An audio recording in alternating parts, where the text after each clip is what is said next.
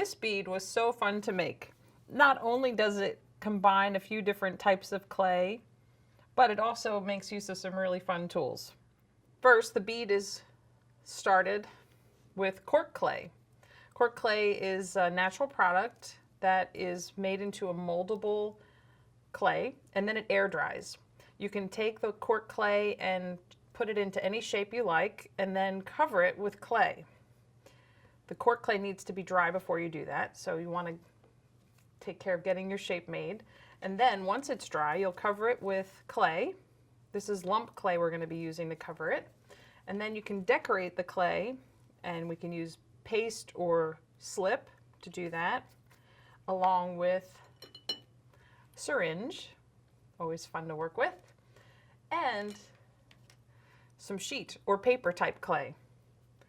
Some of the tools include the bead roller, sanding and finishing supplies, and a torch, and some really cool techniques, which I can't wait to get to. But first, let's make our shape. And to create the bicone, we're going to use the bead roller and a piece of cork clay, which I've already pinched off. We'll get it into a round shape, and then using the bead roller, the flat side, I'll just put equal pressure, keep it somewhat centered, and before you know it, you've got a nice double-ended cone. It's very moldable and forgiving at this point, or at this stage, so you can do it whatever you like. And you can also form the hole, the stringing hole at this point if you'd like. And I'll just cushion the bead in between my fingers and start to insert the awl. I'll go about halfway, turn it over, and do the same motion, and hope that my two ends meet. We'll see how well I did. Oh, sometimes they're off, and then if they are, you can just kind of put some pressure, either reshape the hole or join the two openings, whichever way works for you. If you need to open it a little bit more, you just put some downward pressure.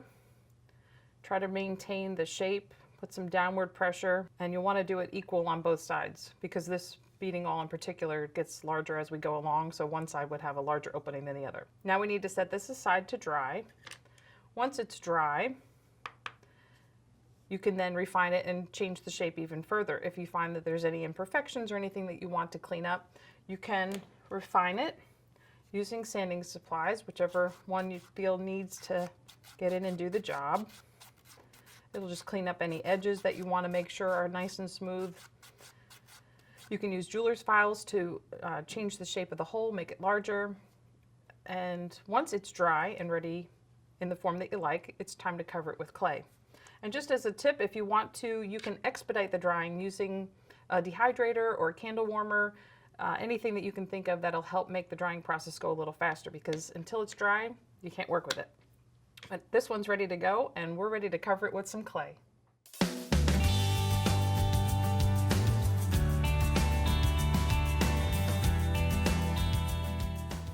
When rolling out the clay to cover this cork clay bead, I'm going to do it to either a 2 card thickness, which is about a 1/2 millimeter, or a 3 card thickness, which is 0.75.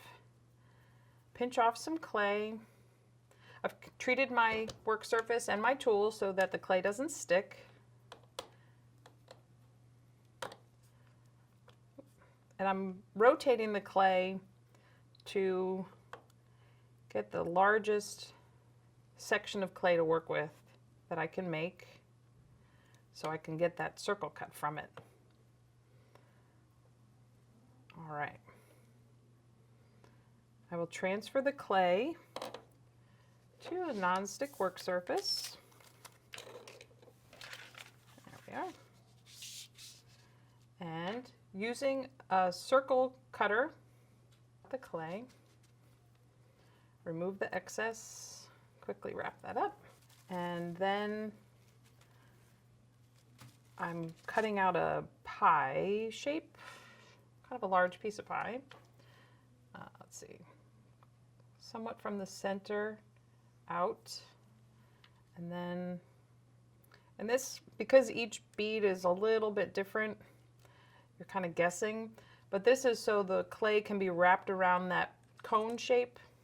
And because the bead we're wrapping is not a predetermined size, it's a little bit challenging to know exactly what size pie to cut out. But that's the benefit of cutting out the pie, is to make it so that the clay can come around.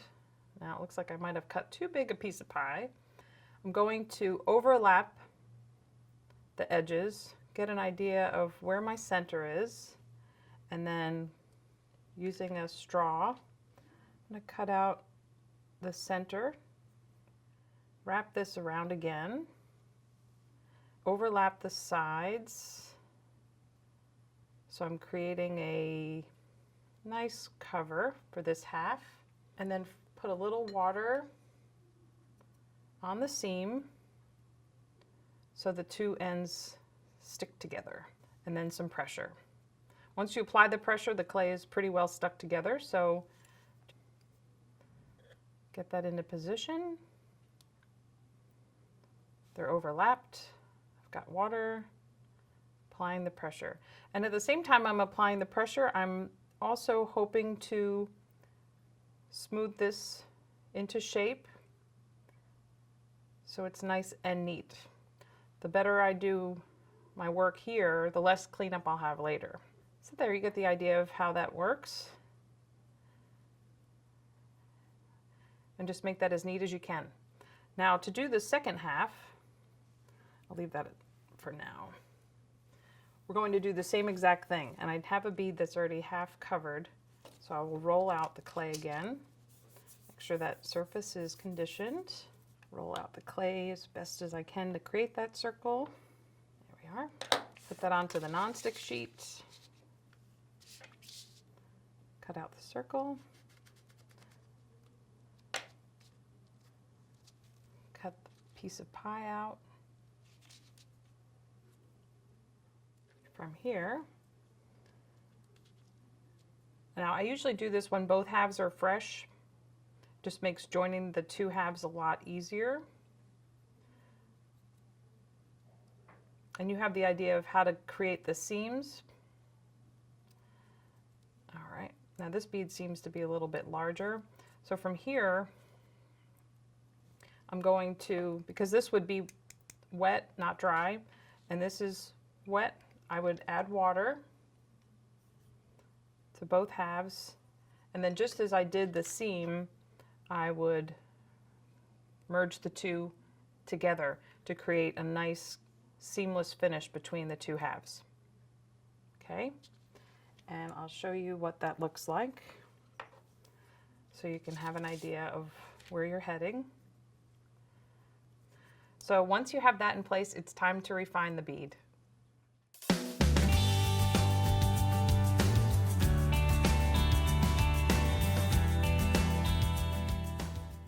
Our bead is dry and ready to be cleaned up. Using the sanding boards, I will take off the bulk of the areas where the clay was joined, and I've got a little bit more to clean up. These will help move that clay a lot faster, and then I'll progress through all of these sanding boards so that as I'm working, I'm getting down to a more smooth surface, getting it ready for the polishing papers. The benefits translate in the next part when we start decorating the beads. So really take your time on this. So get that nice and cleaned up. Go through all of the progressions of all the grits. Get the finish nice and smooth. And then if you need to, you can enlarge the opening for the stringing hole. Then when the bead looks like this, you're ready to move on.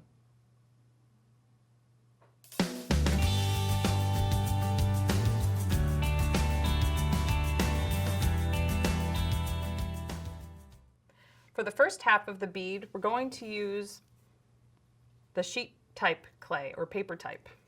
I always do that, I'm sorry, but I just think it's so cool that you can do that. It's like fabric. To me, it's like micro suede. Using the same cutter we used to cover half of the bead, I'm going to press into the paper. And I have a hard time getting it to go all the way through sometimes. So if that does not come all the way through, you can carefully cut it apart using your hands, or you could use a pair of scissors. So using scissors, which are of course right here next to me that I didn't see, I'll cut in. So you can see how easy it is to cut with scissors. And cut out a piece of pie. Check the fit. Wrap it around. Now for this, you would be completely covered, which is totally fine, or to create a little bit more area for detail, I'm going to cut out a little bit more so that I purposefully cut a gap, have a gap. There, that's going to be a great fit. It's going to leave me a nice amount of space in a little wedge. And then to create some contrast and some detail for later, I'm going to use the rotary punch. And this punch in particular has different sizes, which I'm going to take advantage of. So I have it on the smallest punch to start. And for me, it's somewhat random in how I place the holes. You can see it doesn't take much to cut through. And then I'll turn it to a new size. Oh, gotta work this way. It only likes to go in one direction. Okay. So again, it's a fairly random pattern. For all of the little hole punches, make sure that they come free. So I'll just make sure I clean out the holes using it all. So I retrieve all of the punched out pieces. And then I'll collect them and put them in a dish that I'll use very soon. There we go. Right now it looks like a piece of Swiss cheese. But I really love the detail that it adds to the piece, kind of in a negative space. Taking advantage of that. And once you have it all the way punched out, place it onto the bead, get it into position, and then I'll apply some water and lay that down. Kind of let gravity help me there. See, look at that, it's already stuck, which is what you want.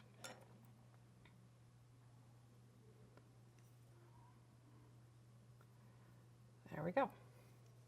And then we'll let it dry, which won't take too long. You can see I didn't use very much water, so we'll let it dry. And then check just to make sure that all of the edges are completely pressed into shape. And then it will look like that. And then once you have that, it's time to cover the other half. Now it's a blank canvas, and to try to create something a little more organic, I just searched for copyright-free clip art, black and white line drawings, and I pulled up this image to draw some inspiration. From there, I took a pencil and just started sketching and creating, oops, that wasn't very neat, but you get the idea. You just kind of come along the bead and create your pattern. And these are just guides. Once you start covering this with clay, you can't really see the pencil marks, just to help you get started.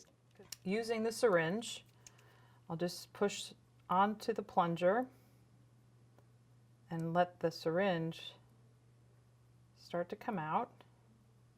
And when I feel the line is done, just kind of drag the tip to cut that end and start the next one. So you can see once you get started, the pencil almost doesn't even matter. If you have an area that needs a little more, just start a new branch, create a little curlicue, and then done. Once you have the syringe in place, you need to, just like on the other side, you need to apply some water. So I very carefully place some water onto the area with the syringe, and then I'll wick the water through, all the way through, so I know the water's gotten underneath, and gently tap it so I'm sure that the syringe connects to the base layer. If it doesn't, throughout the finishing process you may find that some of these wires, which is what they ultimately become, kind of like adding wire, they will pull away, and depending on if it's connected, it may stay in place, but it could also be removed. So you really need to make sure it's connected at this point. Once you have your bead covered, you'll set it aside carefully to dry.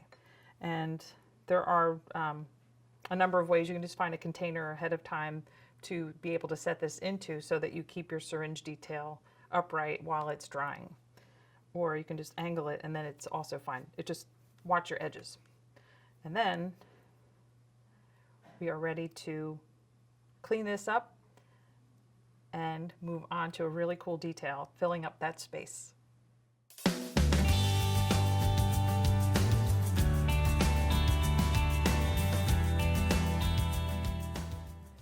As I mentioned, the sheet or paper type clay has a really cool technique involved with it.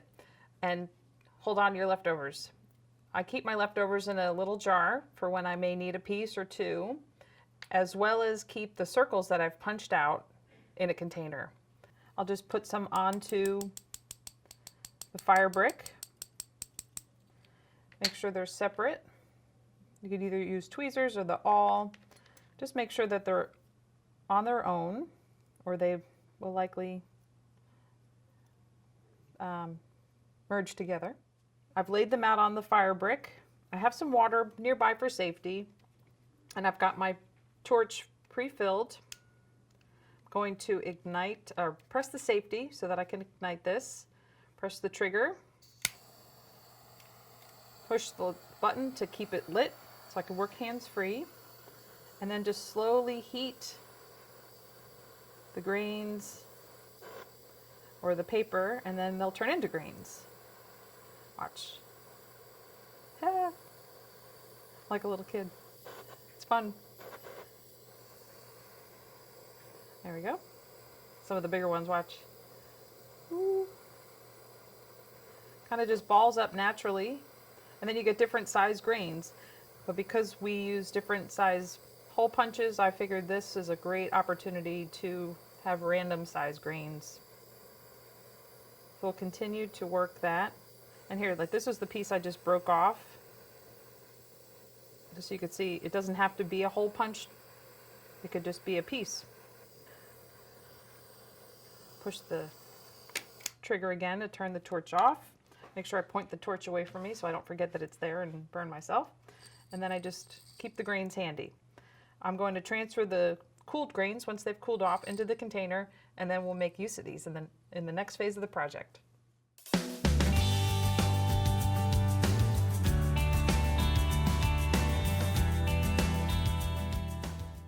The bead is nearly finished. Few final details. One last time, we'll look over the bead and make sure it's as perfect as we want it. You can refine the paper, smooth out any edges that you want to make sure has a nice transition into the next section. The dimension of the syringe is such that it stays in a round snake-like pattern or like a rope. If you want, you can cut that flat and make it more like square wire. That's totally up to you. You'll want to make sure that the openings for the stringing material are free and clear. And then, to take advantage of those casting grains that we just made, or, well, they're not really casting grains, it's just that's what the metalsmithing world would call them, our fine silver granules. We're going to add some of them to our little extra wedge that we cut out when we applied the paper. So for that technique, we will apply some paste.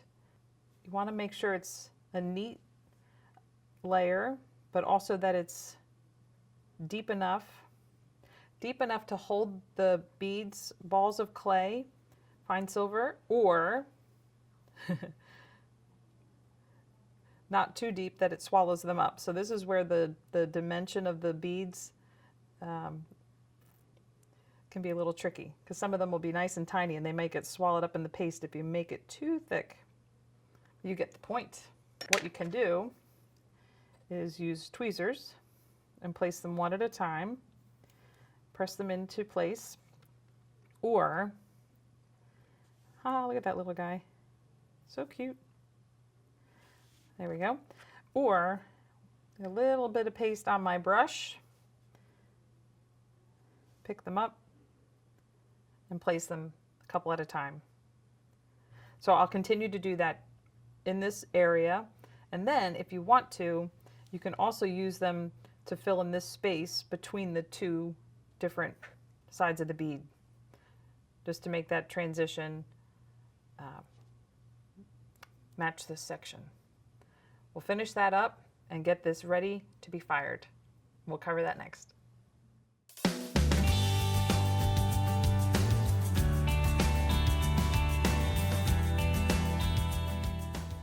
To fire the bead, I placed a fiber blanket on my kiln shelf to offer the support for the shape of the bead that we made, and then I packed some fiber blanket around it just to give it that support that it's going to need throughout the firing process.